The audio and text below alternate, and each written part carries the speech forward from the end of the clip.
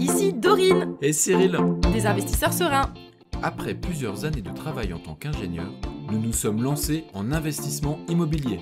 Après 5 années d'acquisition, nous étions devenus libres financièrement.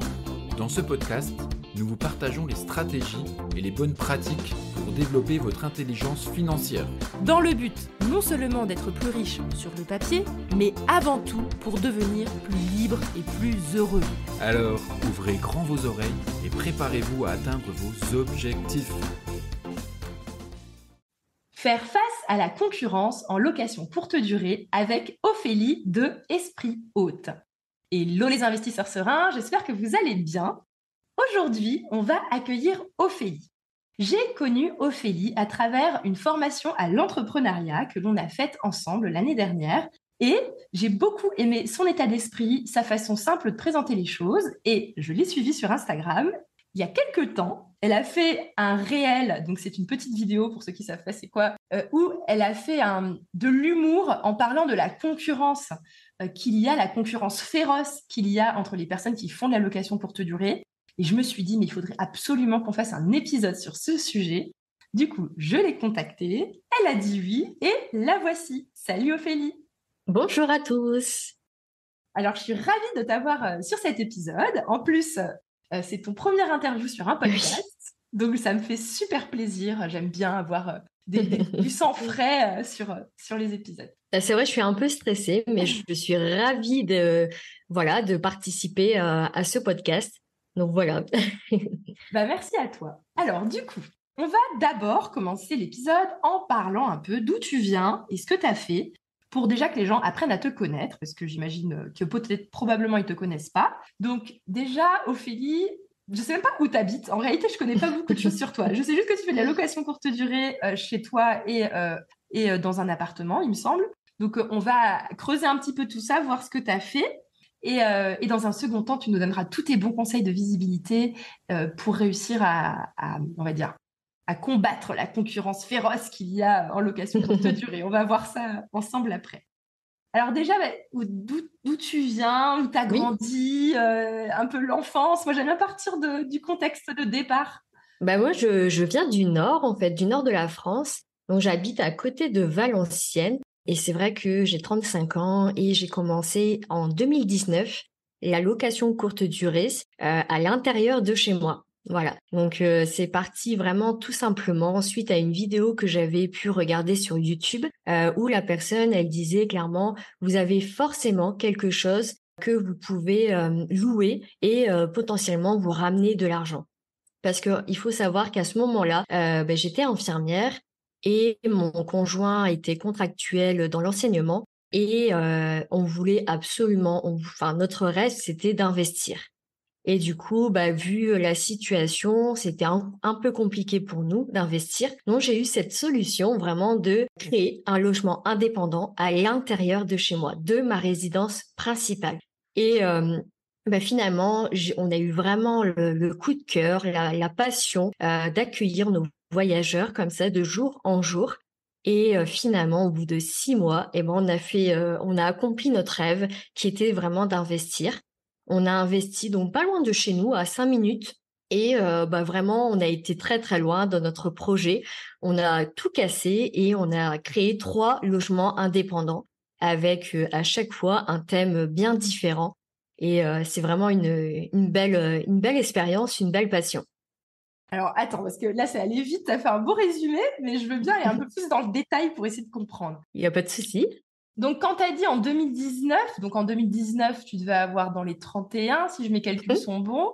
Pourquoi tu disais que vous ne pouviez pas investir? C'est que vous aviez déjà acheté votre résidence principale et que vous étiez endetté au maximum, c'est ça? Voilà, donc on a fait bâtir donc une maison vraiment sur plan qu'on a décidé nous-mêmes, qu'on a créé nous-mêmes les plans. Moi, c'est surtout moi qui étais vraiment très exigeante. Je voulais par exemple une suite parentale, donc vraiment une chambre avec accolée à une pièce d'eau avec salle de bain, douche italienne et à proximité d'une terrasse face à mon jardin et un peu comme sous le soleil. Je sais pas si il y en a qui se rappellent de ça, mais en tout cas c'était vraiment mon truc.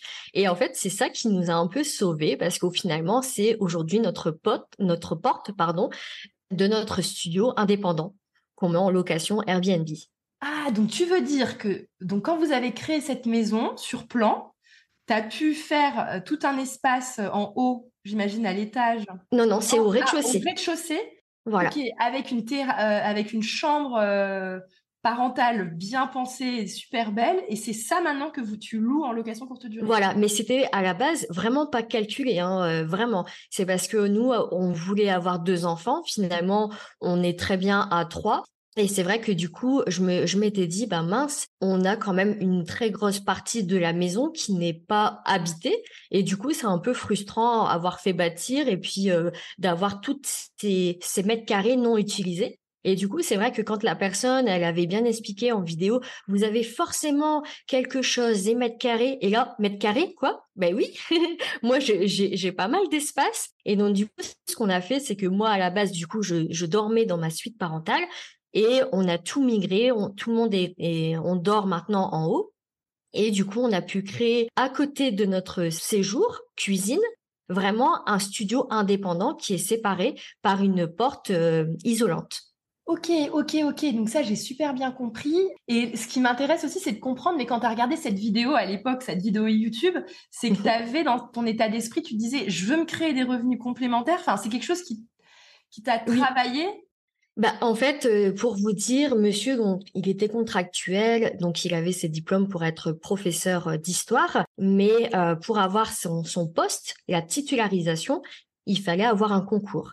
Malheureusement, le destin ne lui a jamais donné, hein, pourtant il a beaucoup travaillé, mais vraiment, il y avait une autre vie pour nous ailleurs. Donc, il a passé 3 ans à travailler dans les bouquins. Je le voyais vraiment triste, au bord de la dépression, mais vraiment. Et je me suis dit, il faut que je trouve une solution. Il faut absolument qu'on change vraiment de vie. Et c'est là où nous, on a toujours eu ce côté où on voulait investir, penser pour notre retraite. Voilà. Ok, donc tu vois cette vidéo, tu te penses au mètre carré, mais tu as dû avoir plein de freins, non? De te dire, ah, mais il y aura des gens que je connais pas qui vont venir chez moi. Enfin, comment tu as réussi à faire péter tout ça? Parce que, à mon avis, ça doit être.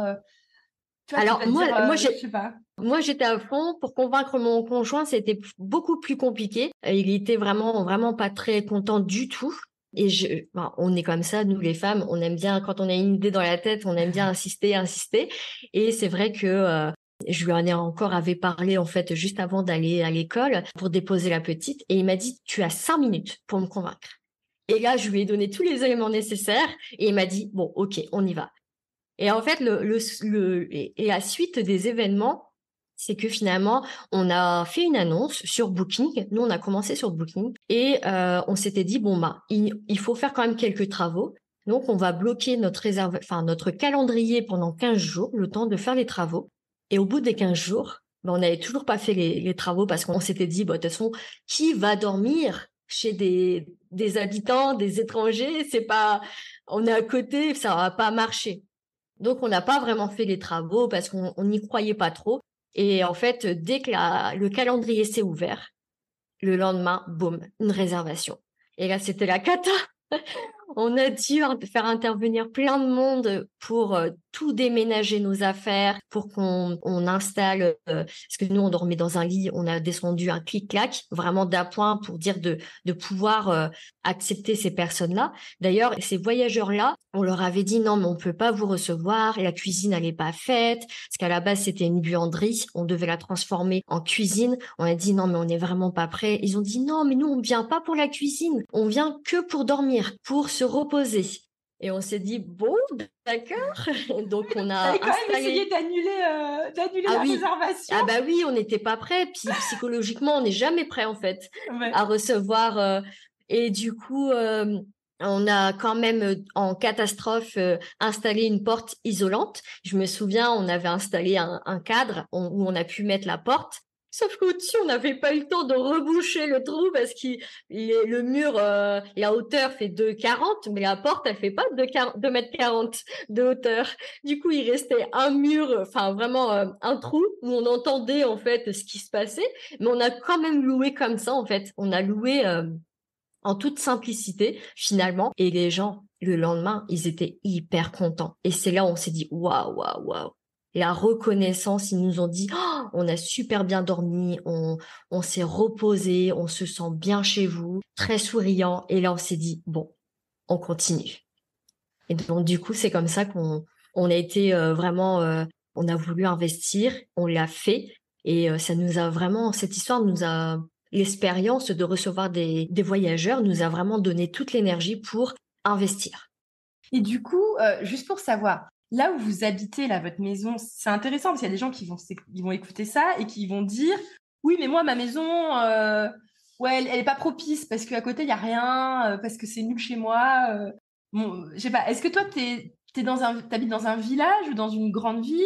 Est-ce que tu pensais que tu allais avoir des gens qui viendront chez toi ou est-ce que tu as été surprise? Alors, moi, j'habite dans un petit village à peu près à 20 minutes d'une moyenne ville. Donc, Valenciennes, c'est pas non plus une énorme ville, hein, on va dire que c'est une moyenne ville. On a 900 habitants, donc c'est un petit village, familial, en fait. Bah, c'est vrai que, je dans ma tête, je pensais pas que ça allait marcher autant. Parce que très rapidement, on a eu de plus en plus de personnes qui voulaient vraiment de la verdure et nous, c'est ce qu'on propose, hein, dans notre logement. Ils ont leur propre terrasse, ils ont, 2 places de parking sécurisées. Vraiment, ils sont au calme. Ils peuvent faire des petites balades. C'est vraiment une expérience finalement, à la découverte comme ça de la France, mais un peu plus reculée, un peu plus, pas dans les zones, dans les grandes villes. Donc c'est autre chose. Ouais, donc du coup, en fait, finalement, tu as fait de votre a priori désavantage un avantage, dans le sens où tu as décidé de te positionner. Bah, venez dans notre écrin de verdure, vous ressourcer, loin de tout, ça vous fera du bien avec votre vie très occupée. Et du coup, tu t'es positionné un peu comme ça C'est pour ça. justement contrer le fait que ce soit ni une ville touristique, ni un lieu de passage avec des entreprises ou je sais pas quoi. Donc en fait, voilà. Non, mais c'est super intéressant. Et la deuxième chose, c'est quelqu'un qui veut faire ça, qui écoute le podcast et qui se dit: «Ah ouais, t'as raison, j'ai une chambre d'amis, machin, j'en fais rien». Et est-ce que il y a des choses quand même qu'il faut prévoir avant de se lancer? Je sais pas, hein, en termes de sécurité, en termes je sais pas, de matériel à avoir à fournir. Enfin, tu vois, il y a un minimum à mettre en place ou est-ce que je peux genre direct Moi, ce que je conseille, vraiment aux personnes, qui me suivent, c'est vraiment de commencer au plus simple. Parce que moi, c'est vrai que je savais pas si ça allait me plaire parce que, c'est quand même des gens qui viennent, dormir chez moi, à l'intérieur de chez moi. Donc, il faut se donner un peu de temps avant d'être sûr si ça nous correspond ou pas et bah, faites au plus simple. Si vous avez, un lit, ben, ça sera suffisant. Si par exemple, dès que vous allez commencer à rentrer de l'argent, ben, investissez dans un matelas plus confortable. Après, essayez de voir pour améliorer toujours votre logement. Nous, c'est comme ça qu'on a fait. Dès qu'on rentrait un peu d'argent, on se disait: «Bah, comment on peut l'améliorer?» Toujours dans comment on peut l'améliorer et nous, au départ et ça, c'est comment, finalement se démarquer, comment créer le waouh. C'est que au départ, nous, on a fait bâtir donc tous nos murs étaient blancs à la base et c'est vrai que quand on a commencé à avoir un peu plus d'argent et que le lit, voilà, était confortable et ben, on a commencé à se dire: «Bah, le mur blanc, on peut peut-être le mettre avec une petite peinture colorée». Donc on a mis du vert pour rappeler un peu la nature et après on a été un peu plus loin. On a fait une tête de lit en bois palette. Donc vraiment on a mis de notre cœur pas mal d'énergie, pas mal de petits éléments de décoration qui va faire waouh. Et après, on s'est dit, ouais, mais on peut encore mieux faire parce que au-dessus de la tête de lit, ben, finalement, il y a encore de l'espace. Donc, on a mis une espèce de feuillage vraiment avec une petite guirlande lumineuse. Et du coup, quand on fait l'accueil chez nous, on allume tout, on prépare le logement. On leur présente la belle chambre, nature, bois, avec vraiment plein de feuillages lumineux. Ça fait vraiment, cosy, cocooning, on a envie de dormir, voilà. trop bien. Donc en fait, du coup, ce que tu recommandes, c'est marrant, hein, ça me fait penser un peu au conseil entrepreneuriat qu'on entend souvent, c'est de se lancer tel quel et on itère et on améliore au fur et à mesure. Voilà, Plutôt que de se prendre la tête à investir 5 000 €, je sais pas, hein, à refaire la salle de bain, refaire tout, nanana, et au final faire un flop parce qu'en fait on se rend compte que finalement ça nous plaît pas quoi. Enfin donc autant Ça. démarrer le plus simple possible et itérer. Ok. Et surtout que quand on démarre, on ne sait pas finalement, c'est au fur et à mesure qu'on apprend, hein, mais on apprend aussi c'est qui notre cible, qui on veut accueillir réellement chez nous. Et c'est vrai que nous, aujourd'hui, on a toute une stratégie. On vise, nous, les petits couples, voilà. Et ben maintenant, c'est beaucoup plus simple parce que on a été au contact d'eux et on leur posait à chaque fois la question, qu'est-ce qu'on peut encore plus améliorer dans notre logement? Et grâce à leurs réponses, on a pu vraiment optimiser nos appartements. Voilà. Ouais, c'était pas en fait. Parce que moi, c'est marrant, hein, nous aussi, enfin, on accompagne des gens à l'investissement immobilier et souvent, en fait, il y a des gens, tu sais, ils ont des a priori sur qu'est-ce que les gens attendent. Et puis, tu sais, mais je dis, mais tu sais, pour l'instant, on n'a pas côtoyé, t'en as pas vu. Et c'est vrai que c'est en côtoyant les gens, plutôt que de se faire un imaginaire de ce que nous, on aurait aimé, bah, en fait, c'est peut-être pas forcément ce que nos futurs clients auraient aimé, quoi. Ok. C'est ça, c'est exactement ça. Et c'est vrai qu'il y a beaucoup de hôtes qui me disent, par exemple, ah oui, non, moi, la décoration un peu flashy, j'aime pas trop, c'est pas trop mon truc. Mais je lui ai dit, mais vous louez pour qui? Pour vous? Ou pour accueillir des personnes chez vous? Voilà, et c'est vrai, c'est ça la différence. Aujourd'hui, on parle de se démarquer sur les plateformes, mais il faut apprendre aussi à créer le waouh, à obtenir des clics sur notre annonce. Et c'est ça le but aujourd'hui. Voilà. Ouais. Alors, bah, très bien. Donc, en tout cas, j'ai compris. On va venir après au conseil. Mais là, déjà, ouais, j'ai bien compris votre démarche. Et donc, tout ça, déjà, ça a pris combien de temps entre le moment où vous vous êtes lancé? Tu avais dit 2019, c'est ça? Oui. Jusqu'à ce que ce soit, entre guillemets, une affaire qui tourne et vous vous êtes dit, vas-y, on va acheter ailleurs pour acheter plus de surface et pouvoir recommencer. Non, en fait, au bout de 6 mois, on avait déjà acheté, nous. Donc, non, Ah, non. donc au bout de 6 mois, Ah en oui. gros, ah oui, c'était rapide. Donc en fait, vous n'avez pas pratiqué longtemps avant de vous dire, allez, go, maintenant on achète un appart et on fait Oui, pareil, quoi. non, nous, on est des personnes on a beaucoup d'idées, en fait, énormément d'idées, et notre avantage, c'est qu'on passe à l'action très rapidement. Et c'est vrai que c'était déjà à la base un rêve d'investir.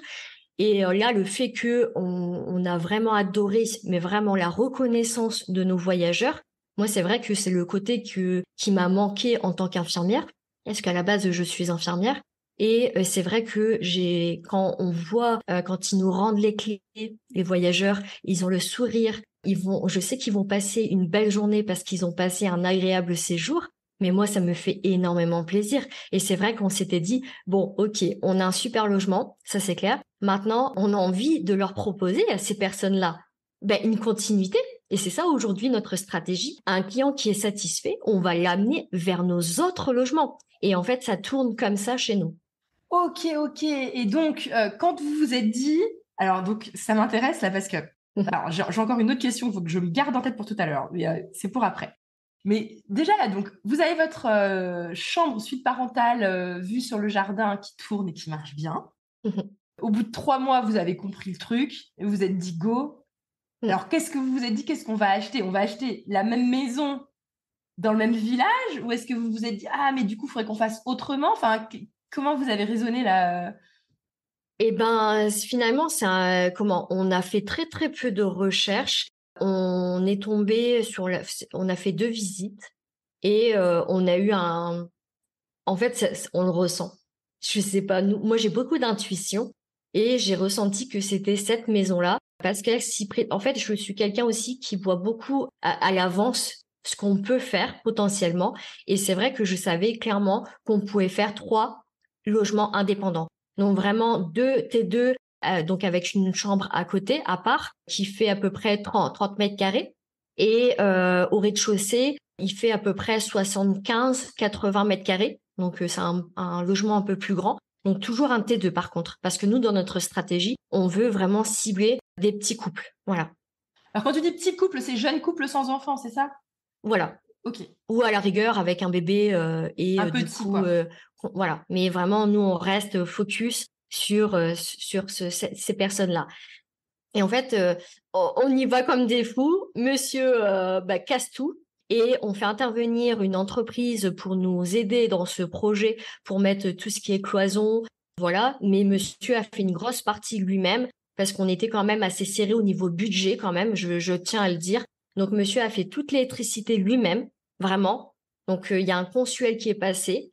L'électricien a dit, mais c'est vraiment hyper pro. Monsieur a fait toute la plomberie aussi. Et toute la décoration, bah ça, c'est nous on a fait ça ensemble. Parce que moi, j'ai passé des heures sur Pinterest à aller rechercher vraiment au détail près enfin, des thèmes différents. Et en fonction de chaque thème, vraiment transformer chaque logement en une vraie expérience. Voilà. Et Et aujourd'hui, tu as choisi d'en faire donc 3 expériences complètement différentes ou est-ce que tu oui. as fait 3 Ah copier-coller? oui. Non, non. Parce qu'en fait, les gens, ils veulent vraiment aujourd'hui découvrir, changer de cadre. Et aujourd'hui, un logement moderne, tout blanc, ben, ça ne marche plus, en fait. Et c'est ça qu'il faut se rendre compte. Aujourd'hui, prenez un peu plus de temps vraiment à optimiser la décoration de votre logement parce que vraiment, c'est ça qui compte aujourd'hui. Voilà. Et du coup, donc cette maison que vous avez achetée, elle était juste à côté de la vôtre. C'était un critère, ça, de recherche, de vous dire, faut que ce soit juste à côté de chez nous. Oui, parce que nous, en fait, on est un peu investisseurs, mais vraiment, ce sont nos bébés quand même, nos appartements, et on veut toujours avoir un œil dessus, parce que nous, on veut le léguer plus tard à notre fille. On veut que ça reste dans la famille. On n'est pas dans le but de le vendre. On veut vraiment en profiter un maximum, et le jour où on en aura marre, on le passera en longue durée. Donc, on a déjà anticipé aussi à ce que tout y soit fait dans la division. On a même installé des boîtes aux lettres, alors que ça sert pas, on est d'accord. Mais vraiment, on est des personnes qui anticipent à l'avance, au cas où si demain on change d'activité, de moyens d'exploitation. Du coup, vous avez fait une division officielle dans cette maison. Oui, Comme ça oui, oui. augmente en fait la Voilà, valeur aussi. En fait, vous avez préparé votre future plus-value. c'est ça, Voilà. c'est ça. Ok. Ok.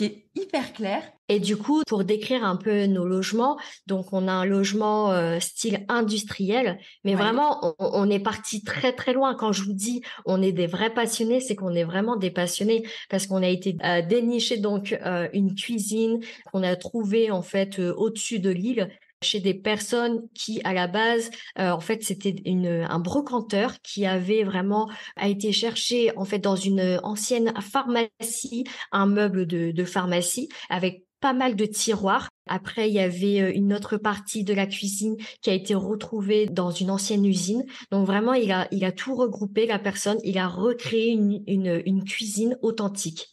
Et aujourd'hui, c'est vrai que j'en suis fière de ma cuisine parce qu'elle fait vraiment industrielle. D'ailleurs, quand je l'ai trouvée sur le Bon Coin, j'ai pas hésité à mettre le prix, hein, je l'ai payé 1 000 euros. Mon cœur, il s'est emballé. Je me suis dit, mais c'est elle, c'est cette cuisine-là. Mais vraiment, quand je vous dis, c'est emballé. Et aujourd'hui, ça crée vraiment le coup de cœur de notre logement. Voilà. Ouais, donc en fait, donc vous avez fait. Alors, donc la chambre chez vous, c'est la chambre nature. Vous donnez des petits noms à vos chambres ou comment vous faites Oui, oui, oui, on a des petits noms pour chacun. Ok, donc il y a la chambre nature avec sous le soleil, vue lit sur le jardin. Ensuite, il y a C'est ça. il y a l'appartement industriel. Oui. Et ensuite, du coup, les autres. Alors après, on a aussi un autre logement, c'est comment? C'est aussi un peu le bois nature parce que un peu scandinave, parce à l'époque le style scandinave avait fait aussi fureur et de toute façon c'est un passe-partout. Les gens apprécient énormément ce style-là, donc on est resté sur ça avec vraiment notre petite touche aussi lumineuse. On n'a pas hésité aussi à investir dans des placos perforés, c'est-à-dire qu'il y a une espèce d'araignée qui vient pour chaque trou perforé déposer, mettre une fibre lumineuse pour faire un ciel étoilé. Ah, trop bien! Et c'est pareil, on a aussi fait beaucoup de décorations lumineuses avec toujours le bois, le feuillage. Il est encore différent en fait par rapport à mon autre logement qui se trouve à l'intérieur de chez moi parce que lui, il a pas de jardin, mais il a d'autres critères qui font que il est aussi unique. Et mon dernier logement, donc le plus récent, lui, j'ai voulu un style luxe à l'américaine et vraiment avec un cinéma, spa et sauna, donc vraiment la panoplie. On a voulu que le petit couple, à un moment donné, on sait que ils vont fêter leur rencontre d'anniversaire, donc ils vont mettre un peu plus cher, mettre une décoration romantique. Voilà, donc on a essayé d'aller dans une prestation supplémentaire. Ok, mais alors c'est hyper intéressant, je trouve, parce que déjà, ce que je trouve remarquable dans votre approche, c'est le fait que vous vous êtes dit, et c'est marrant parce que moi, je le dis toujours aussi, même en investissement pur comme nous, on le fait, c'est d'avoir son locataire idéal en tête avant même que tu achètes un bien, en fait, que tu saches déjà qui va habiter dedans, en fait, C'est pour ça. c'est comme en business où on nous dit toujours faut un client idéal, un persona, ou je sais quoi les autres termes pour dire ça, mais de savoir qui est le profil type de la personne qui va acheter, bah, d'où en fait vous êtes spécialisé sur le profil type jeune couple avec à la rigueur un enfant, quoi. C'est ça, exactement. Et du coup, dans ce dernier logement, on a été vraiment à fond, moulures au plafond, des moulures aussi au niveau des murs pour apporter des reliefs. On a essayé aussi dans tout ce qui est musique. Vraiment, on a beaucoup, beaucoup, beaucoup d'imagination. Et c'est vrai qu'on a voulu, dans chaque logement, essayer d'apporter vraiment notre touche et leur faire vivre une vraie expérience. Voilà. Mais alors déjà, alors avant qu'on parte, on va partir après sur les conseils et tout ça. Le dernier truc, c'est là, aujourd'hui, donc vous avez 4 lots à gérer, je sais pas comment tu appelles ça, unités de logement. Est-ce que dans ta vision, là, tu es bien et vous vous arrêtez là, ou vous avez encore envie d'en acheter en ce moment, vous avez d'autres projets, ou vous faites une pause? Alors moi, on est hyper bien parce que c'est une entreprise familiale où on fait intervenir ma mère en CDI, en petit contrat, donc qui vient nous soutenir dans tout ce qui est ménage. Mais il faut savoir que nous, nos 4 logements, on gère totalement le linge depuis chez nous. Ok. Donc on a créé une buanderie à l'intérieur de chez nous, donc avec vraiment la machine à laver, sèche-linge, vraiment tout pour qu'on puisse gérer nos 4 logements. Donc au moins on sait, on a vraiment le suivi de A à Z.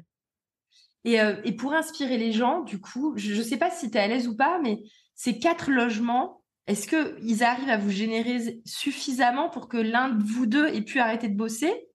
Ou, enfin, c'est juste en termes financiers pour se rendre compte, pour les gens qui nous écoutent, est-ce que tu as envie de leur dire, ouais, ça peut vraiment faire lever le pied à quelqu'un, ou est-ce que c'est pas encore assez non plus, enfin, pour que les gens se situent à peu près? D'accord. Et ben, faut se dire qu'aujourd'hui, on est tous les deux indépendants. Enfin, on est libre financièrement.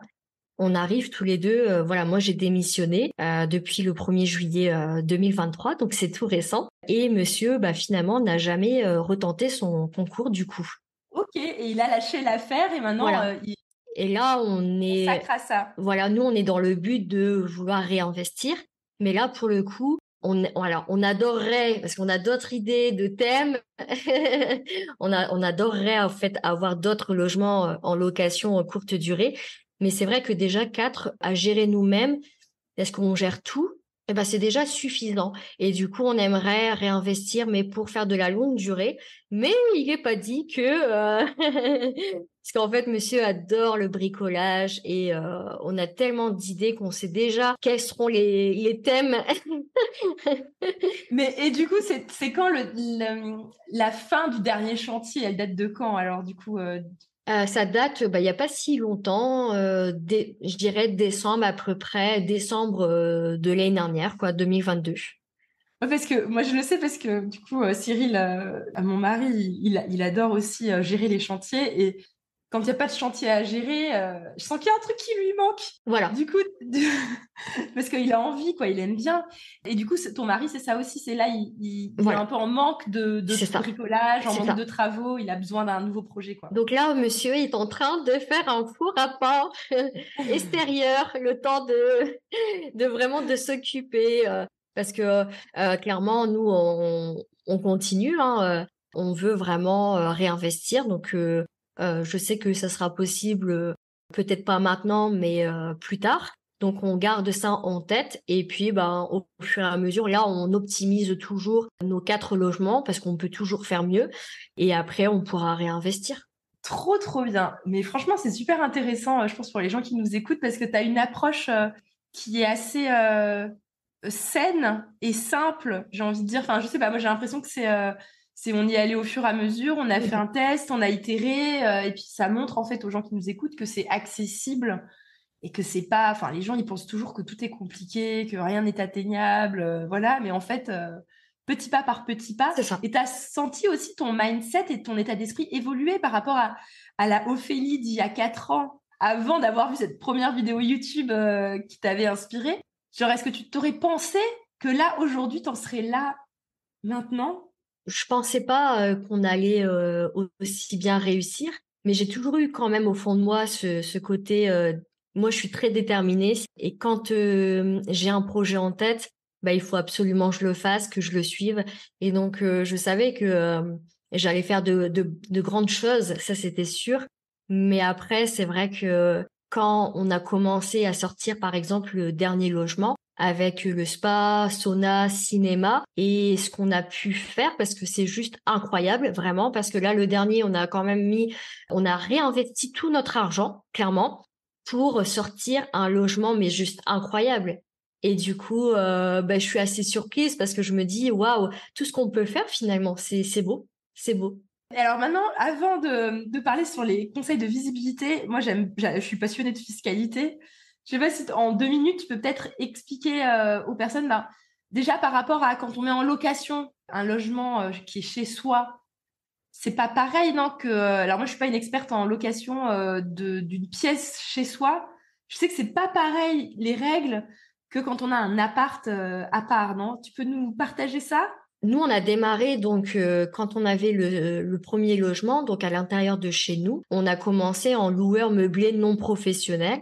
Et quand on a rajouté nos logements et qu'on a dépassé les 23 000 euros, et ben là, on est passé en professionnel. Donc là, c'est vrai que cette année, maintenant, on est en professionnel. Mais après, non, dès le départ, on était en loueur meublé non professionnel. Ok, donc vous êtes exactement le même Voilà. régime fiscal que moi et Cyril, parce que nous aussi, on est des anciens LMNP qui ont basculé en LMP à Mhm. partir du moment où on a arrêté les autres revenus du travail, bah, les revenus de nos locations meublées sont supérieurs à nos revenus du travail et du coup, bah, on est LMP. Donc, ok, donc vous êtes en loueur meublé professionnel, mais vous avez quand même réussi à prendre en CDI. Ça, c'est possible du Oui, coup en LMP de prendre en CDI quelqu'un oui. pour qui travaille pour vos locations. Ok. C'est vrai que je vais dire pourquoi en CDI parce qu'on va me dire bah pourquoi elle a pas fait en auto-entreprise et en fait c'est parce que je sais pas si je l'ai dit mais c'est pour ma mère et on a des valeurs aussi très importantes, il fallait absolument pour ma mère qu'elle cotise pour la retraite parce elle approche aussi la retraite et donc ça me semblait normal de la mettre en CDI pour qu'elle puisse cotiser un maximum juste avant qu'elle parte en retraite. Ok, ok, très très bien. Donc voilà. Après, je pense que il faut trouver un équilibre en fait finalement. Il faut vraiment trouver l'équilibre, trouver ses valeurs. Il faut pas essayer de faire de la quantité. Il faut plus, je pense aujourd'hui, miser sur la qualité, optimiser ce qui fonctionne déjà, parce que réellement, ça sert à rien d'avoir 10, 20 logements avec des murs blancs, que ça soit sale, que c'est pas entretenu. Vaut mieux avoir 2, 3 maximum logements et puis cartonner finalement. Et du coup, toi, alors, tes taux d'occupation, t'en es plutôt fière, j'imagine. Ça se passe bien.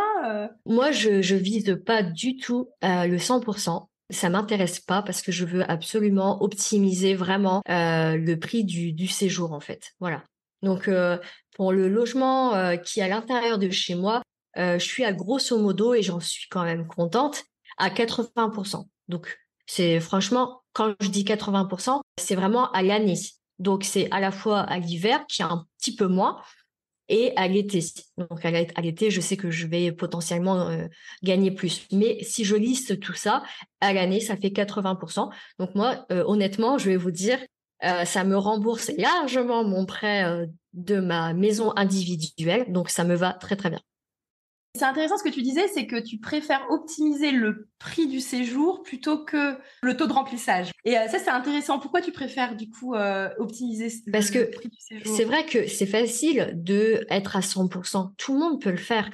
Si vous avez un prix très très bas et réservé longtemps à l'avance, sincèrement, c'est que c'est un problème de prix. Votre prix n'est pas ajusté. Et c'est vrai qu'aujourd'hui, la tendance est quand même sur des réservations de dernière minute. Donc clairement, vous pouvez largement faire un bon prix, même de dernière minute. Donc vraiment optimiser aussi, finalement, je sais qu'un client, moi par exemple par rapport à ma cible, je sais que ils adorent par exemple avoir une petite décoration romantique. Et ben je leur propose des prestations supplémentaires. Donc voilà, c'est vraiment optimiser le prix de la nuit, le prix du séjour. Alors, en fait, en gros, ce que tu veux dire, c'est qu'il y a une forme de contradiction entre... alors, tu me dis si je me trompe, hein, j'ai peut-être pas compris, mais... Parce que moi, pour ma part, hein, je ne fais pas de location courte durée, donc je ne m'y connais pas très bien sur ce modèle. Donc, peut-être que mes questions vont être bêtes, hein, je sais pas. Mais du coup, si on... En gros, ce que tu veux dire, c'est que si on anticipe vachement avec des prix pas chers, c'est entre guillemets facile d'être tout le temps rempli. Mais toi, tu penses que c'est du coup peut-être plus intéressant de moins anticiper, de aussi accepter les demandes dernière minute, mais sur des tarifs plus élevés. Et tant pis s'il y a quelques jours de vacances locatives, au moins c'est bien rempli. Et toi, ça t'optimise aussi ton, je sais pas dire, c'est plus 80-20 en termes d'effort de travail pour toi. Si tu acceptes une seule nuit ou 2 nuits, que si tu prends des séjours de 3 nuits, enfin, je sais pas du coup. D'ailleurs, des durées de séjour, comment tu fais?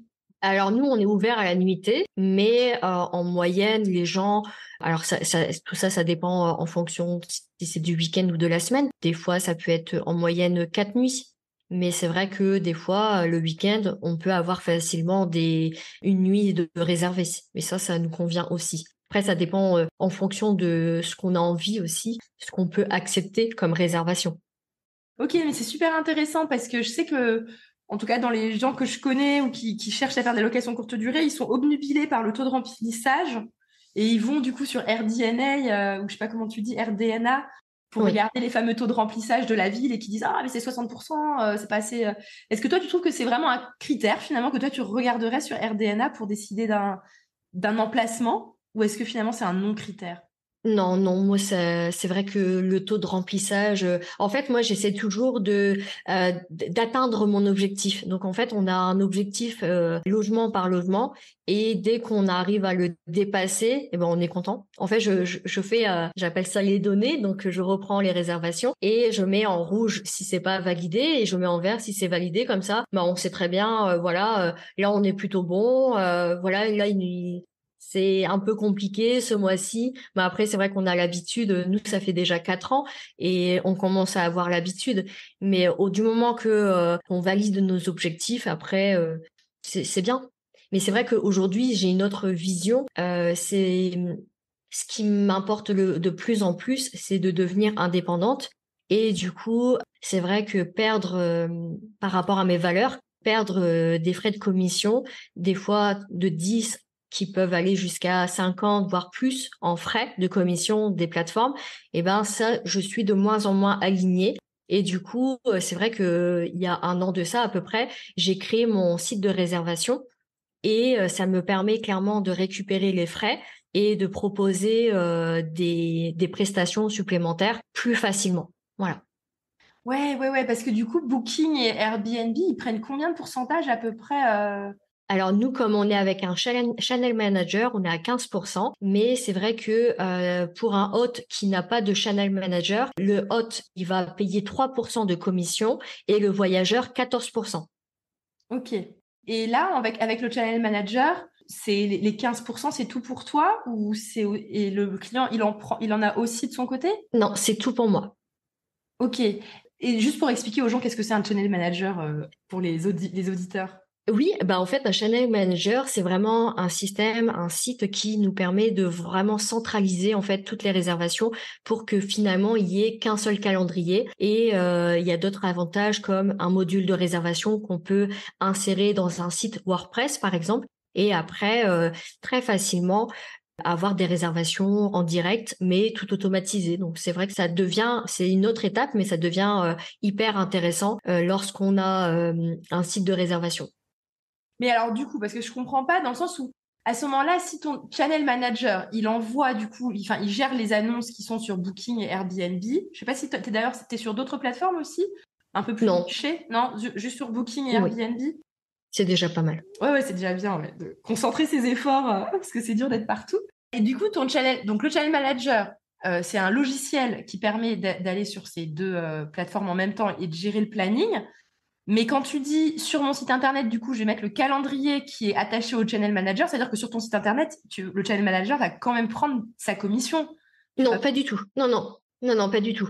Ok, le channel manager en soi ne prend pas de commission en fait. Non, c'est un abonnement par contre. Ok. Bon, moi, je paye à peu près entre 20 et 25 € par mois, donc ce qui est largement pour Bien tous mes en logements. dessous. Bah ouais. Par rapport aux commissions, hein, parce que en fait, l'événement qui a fait que j'ai créé mon site, c'est le fait que j'ai sorti mon dernier logement où je peux potentiellement le louer à 250 € la nuit. Et du coup, clairement, bah là, on est à des frais de commission qui peut aller jusqu'à 50, 60 €. Et là, je me suis dit, bah si tu fais x30, on perd beaucoup d'argent. Et du coup, clairement, je me suis dit, allez, je passe à l'action. Je vais essayer de créer un site de réservation. Et du coup, pour éviter les doubles réservations, parce que moi, je l'ai déjà vécu, c'est vraiment une situation de stress. C'est juste horrible à vivre ça, à gérer. Et du coup, un channel manager, ce qu'il faut savoir aussi, c'est qu'il permet de bloquer toutes les dates dans toutes les plateformes instantanément. Et du coup, là maintenant, ça fait combien de temps que tu as ton channel manager Ça fait quasiment 1 an. et tu as réussi du coup à te détacher un peu de Booking et Airbnb au fur et à mesure? Tu arrives à avoir plus de réservations sur... Alors, ce qu'il faut savoir, c'est que c'est pas parce que vous allez avoir un site que du jour au lendemain, vous allez avoir plein de réservations. Ça, c'est faux. En fait, il faut savoir convertir, donc c'est-à-dire récupérer la visibilité des plateformes pour le mettre sur votre site de réservation. Et ensuite, il faut aussi travailler votre visibilité en dehors des plateformes. Alors, comment on fait ça? Ça m'intéresse. Eh ben, il y a plusieurs choses. Par exemple, vous avez Google Business. Donc vraiment, sur une carte GPS, facilement, les voyageurs peuvent potentiellement prendre contact avec vous, soit par téléphone ou soit directement sur votre site de réservation. Donc ça, c'est hyper pratique. C'est simplement une annonce, une annonce qui est sur une carte. Les gens sélectionnent, voilà, ils veulent hôtel. Donc après, bah nous, on fait partie des hébergements de type hôtel et puis ils peuvent aller directement sur votre site ou vous appeler. Alors, plus concrètement, peut-être pour les gens, alors je sais pas si c'est ça, mais je pense que c'est ça que j'ai bien compris, c'est qu'il y a beaucoup de monde qui recherche, par exemple, sur Google Maps, quand tu veux faire un stop ou tiens, j'ai envie de chercher où est-ce que je peux dormir les hôtels à 30 minutes de chez moi. Du coup, tu vas sur la carte Google et là, en fait, tu mets hôtel et du coup, tu as ton hôtel qui pop et du coup, tu les attires via Google Maps en grande partie ou peut-être Google recherche générale, mais moi je sais que c'est sur Google Maps peut-être que c'est le plus intéressant. Les gens te repèrent où t'es. Voilà, c'est ça. Et c'est vrai que nous, grâce au site, eh ben potentiellement on leur dit après leur séjour, n'oubliez pas de nous mettre un commentaire. Mais je leur donne directement le lien en fait pour qu'ils puissent me mettre un avis sur Google. Voilà, c'est ça. Donc après, vous avez aussi les réseaux, les réseaux sociaux, c'est quand même des plateformes qui sont gratuites. Donc c'est vrai que il y a un beau potentiel, mais il faut savoir que c'est très chronophage. Ouais, parce que déjà moi pour le business Instagram, j'ai mis 1 an à m'en remettre là, et encore je m'en suis toujours pas remise du temps que ça prend, quoi. Donc j'imagine quelqu'un qui lance une location courte durée, lancer un compte Instagram, c'est pas 80-20, quoi. Alors après je me trompe peut-être, mais du coup peut-être concentrer ses efforts déjà comme t'as dit sur Google Business. Oui. Après vous avez l'Office du tourisme. Ça, c'est vraiment un basique, mais il y a encore beaucoup de voyageurs, notamment sur une certaine population, qui vont plutôt aller voir dans l'Office du tourisme. Donc vraiment, et puis après, c'est vrai que il faudrait aussi travailler sur son référencement par rapport à des mots-clés directement sur son site. Mais ça, c'est vrai que c'est pas forcément la priorité. Ouais, c'est pas accessible aux débutants, qui démarrent seulement. Mais après, ouais, quand tu deviens un peu plus expert. Mais c'est vrai que moi, ça fait 1 an. J'ai de plus en plus de réservations en direct grâce à mon site. Donc ça, c'est une grande fierté pour moi. Et surtout qu'en plus, en réalité, c'est tous les clients qui sont déjà venus une fois. Il y a une probabilité qu'ils soit recommandent à un ami, soit eux-mêmes reviennent. Et du coup, leur faire penser au fait que la prochaine fois, tu réserves sur mon site et pas sur Booking ou sur Airbnb, quoi. C'est ça, exactement. Trop bien. Et maintenant, du coup, alors donc avec 1 an, avec la mise en place de ton site internet, tu as combien de pourcentage de tes réservations totales qui viennent de ton site c'est-à-dire hors plateforme? Alors, à peu près, je dirais à peu près 25%. Ah, c'est déjà pas Donc, mal. c'est déjà pas mal, ouais. Ouais, ouais, c'est déjà pas mal. En fait, j'ai mis une petite astuce, je vais vous le dire. OK, trop En bien. fait, j'ai mis en place sur mon site, sur le formulaire, comment vous nous avez connus et donc c'est là où je peux, en fait, regarder comment le voyageur nous a connus. Donc c'est vrai qu'une fois qu'on sait ça, cette donnée-là, et ben, après on va optimiser, vraiment ce réseau-là. Donc ça, c'est vraiment si j'ai un conseil à donner, ça serait ça.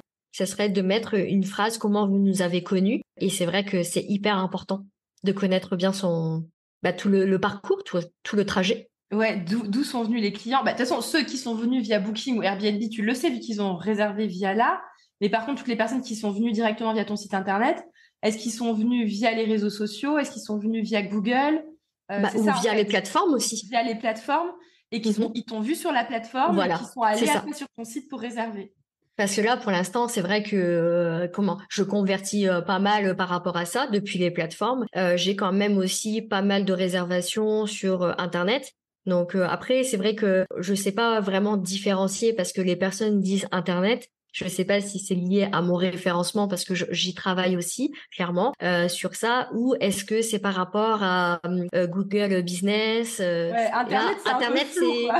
voilà, mais c'est déjà pas mal. Ouais, c'est sûr que du coup, ils t'ont pas découvert à l'office de tourisme avec un prospectus, quoi. Mais bon, Voilà. ça doit être rare, les gens qui... Enfin, voilà. Ouais, ouais. Ok, bah, c'est super. Et du coup, par rapport à la concurrence, parce que en fait, c'est vrai qu'on entend beaucoup, beaucoup sur les réseaux sociaux. Moi, j'aime bien regarder un peu ce qui se fait. Et il y a beaucoup de gens qui disent, oui, mais maintenant, la location courte durée, c'est plus comme avant. Avant, n'importe qui, entre guillemets, pouvait faire de la location courte durée. C'était facile parce que c'était un nouveau marché en plein essor. Et maintenant, on arrive à une sorte de phase de comment on dit, de maturation du marché. C'est un marché beaucoup plus professionnalisé. On peut plus arriver comme un débutant, comme un amateur. Et du coup, ils font peur et ils disent, bah forcément, du coup, il faut que tu sois formé, achète ma formation pour que tu sois un expert professionnel en location courte durée. Parce que là, maintenant, toi, petit débutant, tu n'arriveras plus à te démarquer dans la masse de requins qui existent. Qu'est-ce que toi, t'en penses en fait de ça et comment tu vois les choses? Je dirais que c'est vrai qu'il y a de plus en plus de concurrents, mais déjà, il faut se lancer au plus simple que possible. Ça, on l'avait dit en début de podcast. Et ensuite, finalement, prenez beaucoup de temps pour connaître les personnes qui viennent chez vous. Vraiment, quels sont vraiment leurs besoins, leurs envies. Vraiment, qu'est-ce qui fait la différence pour eux. Et petit à petit, vous allez vite comprendre finalement comment vous pouvez les attirer chez vous et pas chez le voisin, quoi. C'est marrant parce que là, j'ai un truc qui me vient à l'esprit, mais tu me dis si c'est un peu ça, c'est que, en fait, au final, j'ai l'impression que la concurrence, elle est peut-être féroce pour des gens qui veulent juste se faire de l'argent sur le dos de voyageurs, s'enrichir, etc., mais sans vraiment être passionnés par l'esprit hôte, comme tu le dis si bien, mais qu'en réalité, des gens qui ils voient vraiment comme un intérêt personnel à devenir hôte et qui voient ça comme quelque chose d'épanouissant, d'accueillir des gens pour qu'ils passent un bon séjour, bah, au final, rien que d'avoir cet état d'esprit-là, tu te démarques C'est ça. indirectement de la concurrence. Là, je sais pas ce que tu en penses. C'est ça, c'est exactement ça, parce que nous, tous nos voyageurs nous disent à chaque fois, vraiment, votre logement, il est vraiment différent. J'en ai fait un logement Airbnb, mais les vôtres, ils sont vraiment top. Et ils nous redemandent d'autres dates, clairement. Il y a certains voyageurs où ils voient que nous, en fait. Clairement, ils voient que nous, parce que vraiment, on essaie toujours d'améliorer nos logements. D'ailleurs, ils se disent à chaque fois, ah, mais ça a changé, ça c'est bien, ça c'est bien. Et c'est vrai que on est vraiment dans l'esprit faire plaisir avant, parce que plus vous allez faire plaisir et plus les gens vont vous donner. Et c'est ça en fait. Apprenez à donner avant de recevoir. Non, mais c'est génial. En plus, ça recoupe complètement les. Il y a des personnes qu'on accompagne, enfin, en investissement immobilier depuis quelques temps là, et c'est vrai que c'est une question aussi qui se pose souvent, surtout quand on a un petit budget, qu'on peut pas acheter un gros immeuble avec 15 logements. Bah, du coup, pour se faire du cash flow avec un appart, ça met du temps en longue durée, et du coup, bah, l'option location courte durée est quand même une option quand même plus rentable à vraiment envisager si on veut se libérer et devenir libre financièrement. Mais en fait, ce que je dis souvent aussi, c'est Mais est-ce que tu as une appétence naturelle à aimer accueillir des gens, en fait? Est-ce que c'est quelque chose qui fait sens pour toi ou est-ce que tu veux juste faire de la location courte durée parce que c'est plus rentable? Et en fait, je trouve que c'est quand même important quand on veut faire de l'investissement de se poser la question, est-ce que c'est vraiment une vocation d'être hôte, d'accueillir des gens? Parce que c'est quelque chose de naturel, en fait, je trouve qu'on a ou qu'on n'a pas. Je sais pas si ça se travaille, hein, mais d'aimer accueillir les gens chez soi, de vouloir qu'ils se sentent bien. Tu vois, j'ai l'impression que c'est un trait de caractère. Et donc, si tu l'as, bah vas-y, fonce en location courte durée parce que tu vas t'éclater et tu vas t'amuser. Par contre, si pour toi, accueillir des gens, ça te saoule et que dès que tu reçois un message avec une question, tu es là en mode, oh là là, il peut toujours des questions, les voyageurs. Mais oublie, quoi, parce qu'en fait, tu vas souffrir tout du long et peut-être que tu as peut-être d'autres solutions plutôt que de faire ça à la location courte durée. Bah oui. Non, mais c'est vrai que nous, on a nos valeurs et c'est vrai que clairement, notre pourquoi, parce qu'on a aussi un pourquoi finalement. Pourquoi on fait ça en fait? Parce que finalement, avec mon conjoint, ça fait 18 ans qu'on est ensemble et on s'est connus au lycée en seconde. Et c'est vrai que quand on a démarré, on s'est retrouvés dans sa chambre en intimité à côté de son frère qui jouait aux jeux vidéo.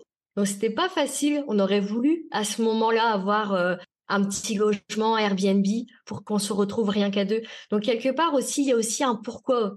Voilà. Donc si vraiment c'est ce qu'on fait finalement, c'est vraiment avec cœur, avec plaisir, avec passion. C'est vraiment un tout. Voilà, c'est un tout. Et finalement, en fait, ton client idéal, le jeune couple, comme tu dis, avec éventuellement un enfant, bah en fait, finalement, ça correspond et ça résonne avec ta vie personnelle. Et du coup, bah peut-être quelqu'un qui est, je sais pas, qui a peut-être une grande famille de 4 enfants, bah peut-être qu'elle aura peut-être plus envie d'accueillir des grandes familles de 4 enfants et de se dire, ah, je vais faire un logement parce que moi, quand je pars en vacances, je trouve jamais de logement avec 3 chambres, je sais pas quoi. Ou peut-être qu'un retraité, je sais pas, je dis n'importe quoi, je donne des exemples bidons, mais qui se dira, ah bah oui, bah, j'aimerais bien être, je sais pas, être plus accueilli, j'en sais rien, j'ai pas envie de donner des clichés, tu vois, mais en gros, qu'en fait, finalement, on peut réfléchir à son voyageur et qui fait résonance avec nous pour que ça nous motive d'autant plus et qu'on y prenne du plaisir. C'est ça. Bah là, j'ai une hôte, par exemple, elle a changé de vie pour être hôte. Donc, pareil, elle a su faire 2 logements sur sa résidence principale dans une extension. Et clairement, à la base, c'était une professionnelle et elle faisait beaucoup de trajets, tout ça, et pas forcément bien accueillie à l'hôtel. Donc, elle s'est dit, bah tiens, moi, j'ai envie d'ouvrir mes portes pour que les professionnels se sentent bien, comme à la maison. Bah ouais. Ah mais c'est génial. Ah non mais franchement là c'est magnifique. Je trouve ça chouette. Je pense qu'on a fait le tour. Je sais pas s'il y avait d'autres points dont on devait parler. Je pense que finalement on a distillé tu as distillé des conseils tout au long de l'épisode en mélangeant ton parcours et les conseils. Est-ce que les personnes qui ont aimé ton énergie, je sais que maintenant toi tu accompagnes des personnes qui se lancent en location courte durée ou peut-être qui sont déjà lancées et qui veulent peaufiner, etc. Toi, tu as vraiment cet état d'esprit de vouloir accueillir les gens qui se sentent bien. C'est vraiment une valeur forte pour toi. Donc, peut-être que tes valeurs vont parler à certaines personnes de l'audience. Comment est-ce que les personnes peuvent te suivre ou éventuellement te demander tes services pour être accompagné, pour réussir sa location courte durée en y mettant tout son cœur et en faisant comme tu fais? Eh ben, les personnes qui souhaitent me suivre, j'ai mon site esprithôte.com où d'ailleurs je propose un guide gratuit pour vraiment tout de suite améliorer sa visibilité. Donc ça, c'est vraiment hyper important selon moi de commencer dès à présent de travailler petit pas par petit pas à être visible en dehors des plateformes. Et ben après, je suis aussi visible sur Instagram, esprit.hôte. Très, très bien. Bah, merci beaucoup, Ophélie, en tout cas. Merci beaucoup. C'était un plaisir de t'avoir. Je pense que c'était riche aussi en sens parce que nous, c'est vrai que nous, l'investissement, moi, je vois pas ça comme quelque chose de juste financier et froid, tu vois. Moi, je vois vraiment l'investissement comme quelque chose qui vient du cœur et qui doit nous procurer de l'épanouissement, du plaisir en même temps qu'on le fait. Sinon, du coup, ça n'a pas vraiment de sens. C'est ça. Donc, du coup, bah, tu t'es parfaitement aligné aussi avec les valeurs de l'investisseur. Donc, c'est formidable. Ben, c'est vrai qu'aujourd'hui, celui qui se lance sans avoir vraiment des valeurs de partage, vraiment envie de faire plaisir aux voyageurs, ben, ça va être assez compliqué parce que faut pas le cacher, mais la location courte durée amène quand même aussi des problèmes de temps en temps, et il faut savoir les gérer, prendre vraiment, trouver des solutions, vraiment être à l'écoute des besoins des personnes, parce que des fois, faut savoir les écouter. Ouais. En fait, c'est parce que mais ça, c'est clair, hein. Il y a les gens qui vont accueillir la critique de façon bienveillante et Mhm. aimable. Il y a les gens qui vont s'agacer tout de suite. Et si toute critique vous agace tout de suite, je pense qu'il faut oublier parce que...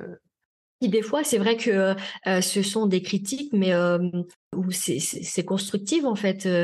C'est vrai, il y a vraiment du vrai, et celui qui arrive pas à se remettre en question, finalement, il va pas aller loin, parce que vraiment, nous, c'est comme ça qu'on a appris. On leur disait à la fin, vous êtes sûr qu'il y a rien, un petit truc? Bon, pour vous faire plaisir, il manquerait juste un petit verre d'eau. Et c'est vrai que, petites choses comme ça, au fur et à mesure, on fait vraiment, on s'améliore, et on pousse vraiment au parfait, quoi, limite au parfait. Donc vraiment, c'est comme ça qu'il faut voir les choses.